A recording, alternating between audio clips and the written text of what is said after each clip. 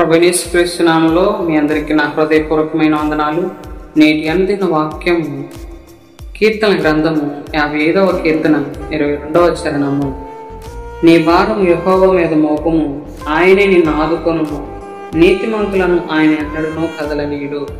ప్రియ దేవుని బిడ్డలారా, నీవు మోస్తున్నటువంటి ఎట్టి భారమైనా సరే, జీవిత భారమైన, కుటుంబ భారమైన, లేక శ్రమలు సమస్యల భారమైనా సరే, నీవు భరించలేని నీ భారము నీ వల్ల కాదు ఇక అనుకున్న ఎట్టి భారమునైనా సరే ప్రభు మీద మోపితే ఆయనే నిన్ను ఆదుకుంటాడు. అలాగునని నీతిమంతులను ఎన్నడూ కదలనీక స్థిరముగా ఉంచి ఆశీర్వదించి దీవించి బలపరుస్తాడు.